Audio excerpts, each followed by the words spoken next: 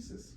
In respect to the work Mr. Barbania has done throughout the year to complete this senior thesis, we ask all members of the audience to remain about 1 hour it will take us.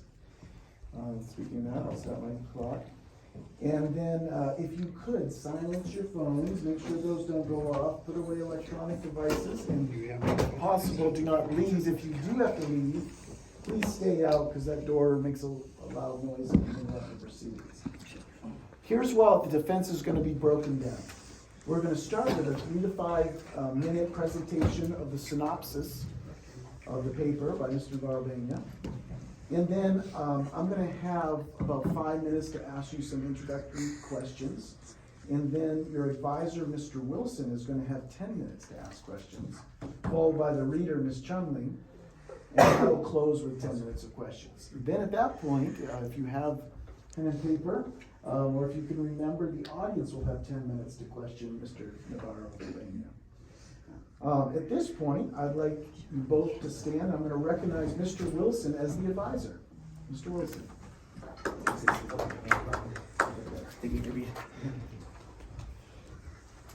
I present Mr. Brennan, Navarro, author of Is God a Just God, here today to offer defense of his thesis in partial fulfillment of Anthem Preparatory Academy's graduation requirements. Okay, thank you. Thank you. You may be seated. All right, for the opening, I'm going to turn it over to you, and you can just give the audience, many of which may not have read the paper, and give a synopsis of your paper. All right, so first I'd like to begin by thanking Mr. Pillsbury, my chairman, for helping me with not only my primary source, but being here with me. And then my advisor, Mr. Wilson, who helped me with my secondary source, is here to help with my defense here. And then Ms. Chumley, who stepped into my reader. Thank you for that. And then a thank you to the audience for everyone who showed up today. So what my paper is about, I'm using the book of Genesis, and I'm going to be referencing a couple of accounts in there, kind of more specific towards the story of Adam and Eve, as well as Noah and then Joseph. I'll be using this to kind of help provide a definition of what justice really is, as well as break that down into kind of 3 different categories to help determine what justice really is and how that applies to God.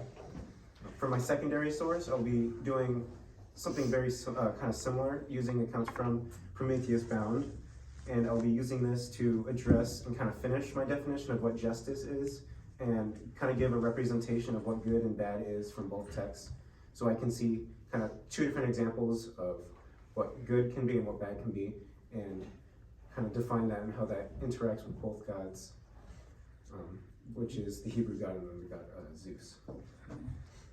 All right, well, thank you for that synopsis.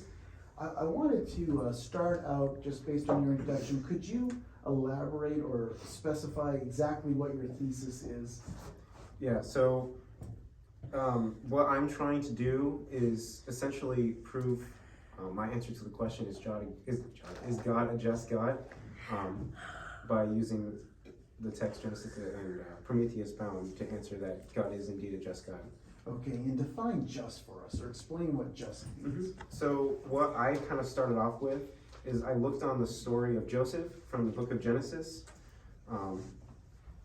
and what I'm kind of pulling from there is the beginning blocks that I started here was, if we look at an idea of what judgment is, which is essentially kind of an action performed based off of what the God thinks is right or wrong. And I start this off with looking at the interactions between God and Joseph, as well as what happens to him in his kind of with his brothers and family. What I kind of start pulling from here is, if we kind of go to page 2, just kind of near that top, if you look at the sentence from here, and this kind of moves on to the top of page 3, what I'd like to kind of go straight to here is I say that the good comes from, in reference to the book Genesis, comes from the faith, and all things that comes from the heavens is what is good, and the things that are from the earth and things that do not worship God are considered bad.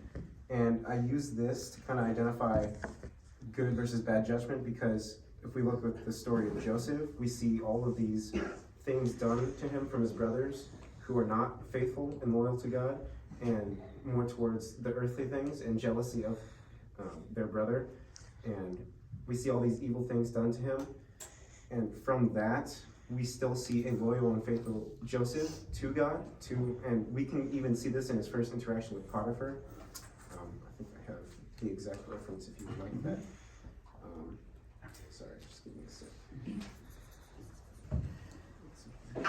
sec. But basically, in his first interaction with Potiphar, he says specifically that he sees that the Lord is with him, that he is a goodly person. And because of that, we can, just based off of that assumption, that he is a goodly person and he is faithful to God, and because of that, all things good is to come from him. Because what Joseph ultimately says is that through all of the punishments and bad things that he had received, not necessarily punishments, but bad things from his family and brothers, the goal of eternal life and of God's plan is what the ultimate goal is. So that's kind of what's good, is the things that's for the heavenly things. Okay, so what is good is the heavenly things. I just got a couple of minutes here in my opening. That's one question I had. I wanted you to define what good is. God created, we're in Genesis, the heavens and the earth, and it says after each day that was good. Why do you think then the earthly things are bad? If God created the earthly things and he called them good? Okay, so to be talking about like what the earthly thing is, I think that's more of a specific, a general focus from the people, is if they focus their attention more of the things that are of the earth instead of God. Of course, he created the earth, but if it's almost like creating an idol for yourself, worshiping money, for example, over God, which is, I think, more of a typical example to understand is if you worship something, you can worship his creation, something physical and non-spiritual in reference to God, that can be considered something bad. And the saying is, God is a jealous God, and I think that's for that reason, is you worship something else other than God, you're showing an ignorance towards God and turning your back. So when you worship the creation more than the creator, that's misplaced focus. Yes. And that's an idol. Yeah, that's brilliant. That's good insight. That's what I had to open. I'm going to turn this over now. I think it's Mr. Wilson will be the next line of questioning. Thank you for that answer. That was really good. I had a whole other line of questioning, and then something you said sparked my interest here. You got some ideas that seem very Platonic to me in what you were just saying, heavenly versus earthly. You mentioned ultimate eternal salvation. I was looking at the text that you were in, particularly the text in Genesis. Eternal salvation is never mentioned in that book. The salvation that occurs actually in the Joseph story, which you spend a lot of your time on, and then the Noah story, it's a very physical salvation. There was a famine, they were going to die. Yeah. Joseph was there and saved them from the famine. That's a very physical thing. It's very earthly in its sense. So I wanted to kind of turn our attention to, in the text, that it really is a series of earthly events that Joseph goes through. Yeah. And I don't know, in some ways that direction from heaven to earth, I'd be cautious of forming a dichotomy, especially based upon the text of Genesis. Okay. And then relating that to Prometheus, as the Yes. other text we look at. Fire starts as a heavenly thing, but the good that Prometheus does is to bring it to earth. Yeah. And which has all sorts of earthly benefits. Yeah. But perhaps that's where some of our difference is, because I think we're looking at God and Zeus. So I want to focus a little bit on your comparison between the two. You tell the story and look at the story of Joseph. I think a lot of us are familiar with it. And then you tell the story of Prometheus and Zeus. You briefly touch on that. You make the comparison, and you do say, I think what's the word, since Zeus is not faithful, you say it toward the end here. Therefore God is faithful.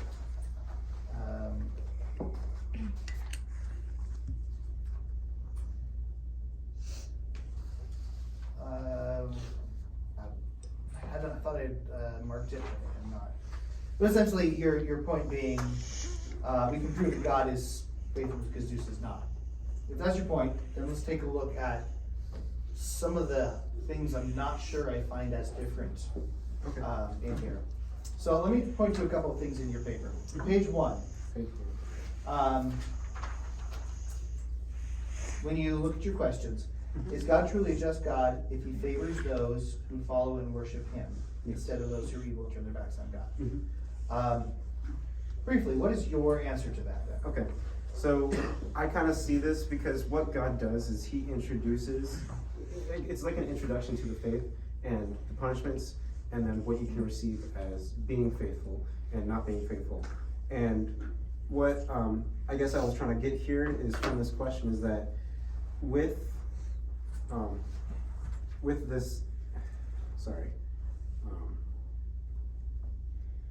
those who aren't faithful, it's kind of a self-destruction when they turn their back on God. It's, of course, there are special cases where you can say someone who doesn't know anything of that nature, but under the assumption that you are introduced to the Hebrew religion, that you know what the punishment is from kind of stepping away from the faith, and that could be which we learn in the book of Genesis in the beginning with Adam and Eve, which is death by sin. And it's not necessarily, of course, God sees those who are faithful, he gives them their mercy, but it's more of a neglecting factor from the other side. Instead of God pushing them away, it's them pushing him away. And it's kind of it needs to be a mutual thing. If he wants to offer this wonderful paradise as well as all of these benefits of being faithful, and you reject that thing, it's not God's own doing, it's more of your own doing to your own self-destruction. Okay, I think I note where you say that, actually, all the way on page 15, you have a bit of an answer to that. The punishments, now this is obviously not rewards, but punishments received from the Hebrew God are because of the self-foolishness, and it's their own fault. Yes. So what you're saying is, God makes rules, he's really clear. If you break those rules, you get punished. That's your own fault. That's just. Yes. God makes rules, you obey his rules, you follow him, he rewards you, that's just. Okay.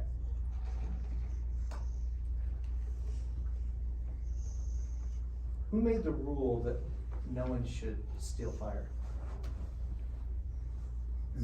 Zeus did, yes. Was he very clear about that rule? I don't think he was. I can double check, but from my understanding, well, okay. Let me just read something Hermes says. Yeah. Hermes says, bear in mind, my warning to you, don't blame your luck when disaster comes hunting. Don't say Zeus cast you into unforeseen misery. No. You yourself did it to yourself with full knowledge. The argument in the text there is Prometheus knew that Zeus had said no. Prometheus knew exactly, and Prometheus chose to disobey. So Prometheus was punished. Doesn't that make Zeus just by that very definition you gave? If there's a rule set, the rule shouldn't be broken, you break it, the punishment's your own fault. Zeus said a rule, Prometheus knew it would happen. His very name means he knew it would happen. He broke it, and he's punished. So isn't Zeus just? I think this kind of falls under, because what I kind of distinguish what just is, it's kind of a breakdown of three different factors, and I think this falls under, of course, there's this idea of change in the definition of justice, and what we see what Zeus does when he first becomes a tyrant with the help of Prometheus himself, is that he sets his own set of new laws. Kind of said before that he's kind of like an ungoverned system in a way to where he kind of adapts the laws in a way that benefits himself, if that makes sense, because a lot of these things are applicable to his followers, but aren't applicable to himself, whereas he kind of does his own will the way he wants to. And which I discuss this idea of change and why it necessarily can't change, because when you do allow laws to change, it kind of creates a corrupt system in a way that it benefits one factor, but it can hurt the other factor in a very negative way, and vice versa.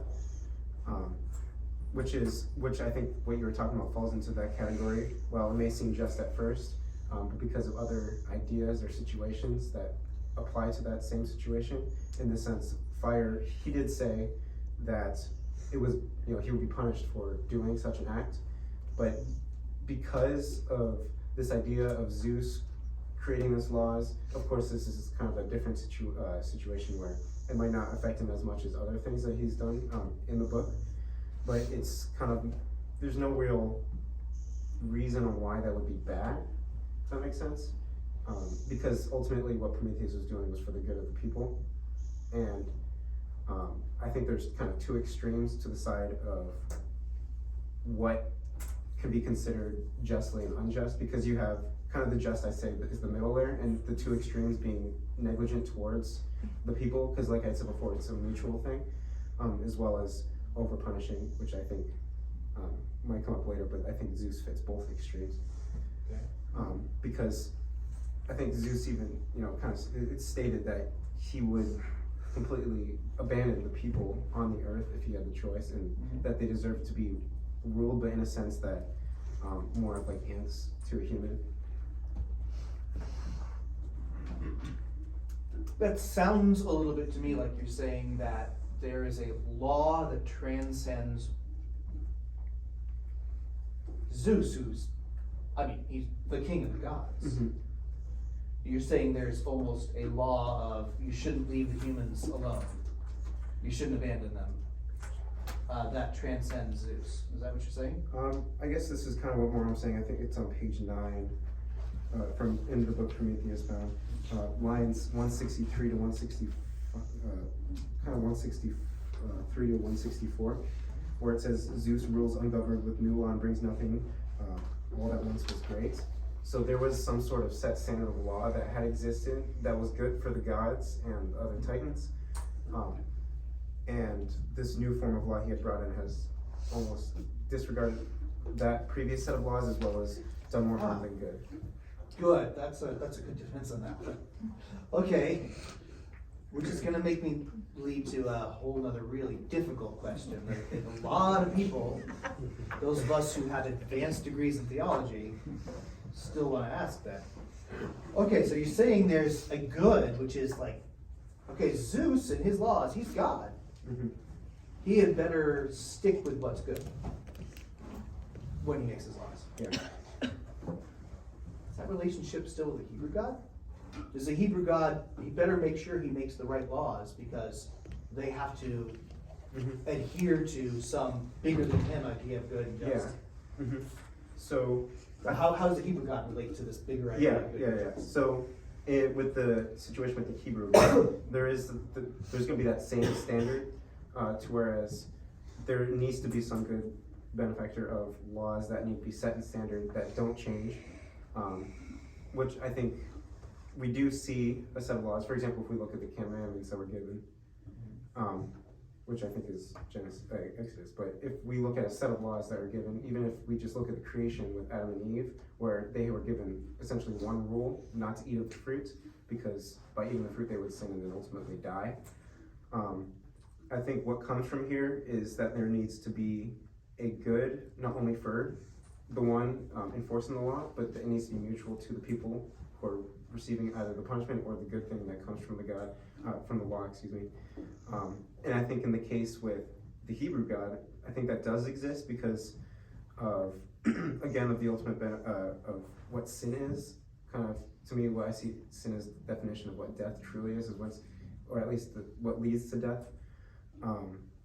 And there is a way to avoid that scenario to where you can ultimately have the best life God can provide for his creation, in which the situation with Zeus, we don't really see that. It's more of one way scenario of the best life Zeus can try to have, whereas there's many receiving wrong punishments and I would say wicked and evil things done to themselves for innocent things. So there is a right and a good type of law that, okay, the Hebrew God does, but is he bound to that, as in, Hebrew God could be unjust if he didn't obey this law which transcends him?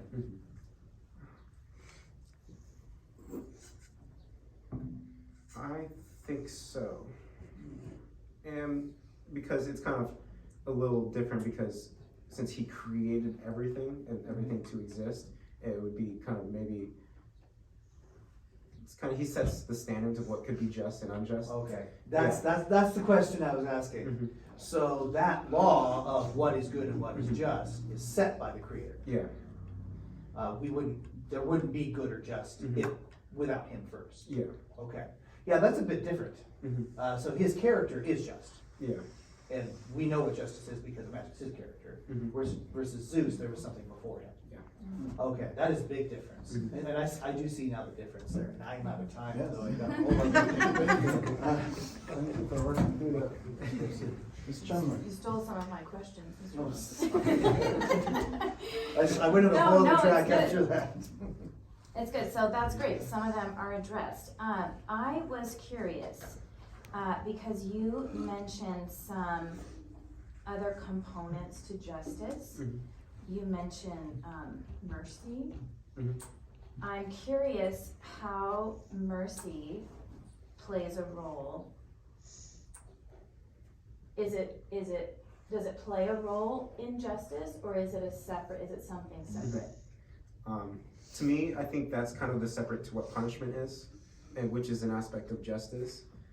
And I see that as, because of the fall of man specifically, with the Hebrew God, that because Adam and Eve had the original sin and committed that act of eating the fruit, that something like mercy needs to exist, in the sense that you need to be forgiven of that original sin from yourself, as well as the sins that you may commit in the rest of your life.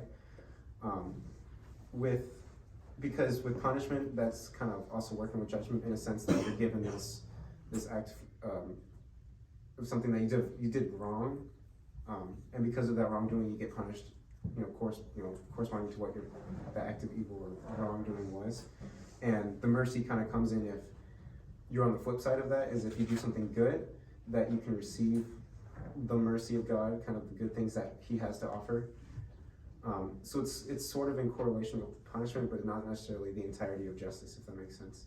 Okay, so if I understand what you're saying that there is justice that needs to be executed, and whoever's executing justice has an option of either punishing the wrongdoing or granting mercy, and therefore that individual would not suffer the consequences. And you mentioned that the option for mercy is kind of hinged on the individual who has done the wrong, and whether or not I should have written down how you phrased it.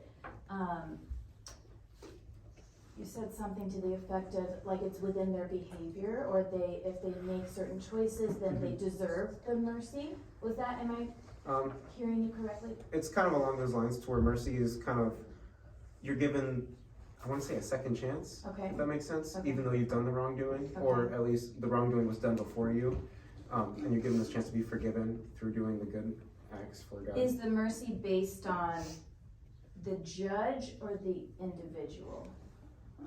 I think maybe a little bit of both, if that makes sense, in the sense that the judge has the opportunity to offer or not to give it to you based on the severity of the wrongdoing. If it's something like original sin, everyone's given that chance of what mercy is. Whereas the person doing the wrongdoing, it's, I think, Mr. Wilson, you can point this out really, about the self-foolishness to ultimately end in your own self-destruction, to whereas it's how you accept that mercy from God and how you kind of react to the situation. So if you keep doing that wrongdoing and keep walking away in that sense, it's going to ultimately result in a punishment, to whereas if you kind of turn around and accept the mercy and what would be considered faithful to the Hebrew God, that can be considered what mercy is. So in the Joseph story, you talk about Joseph, his brothers, Joseph is faithful and he's in Egypt, and he has this knowledge about the famine that's coming, and his faithful actions end up rescuing the people. Not only the Egyptian people, but the Hebrew people that aren't in Egypt yet, and they all come. So in that scenario, does God have mercy on only the people who were faithful to him, or does he have mercy on those who have also committed evil and don't follow him? I think generally we see the mercy more applied to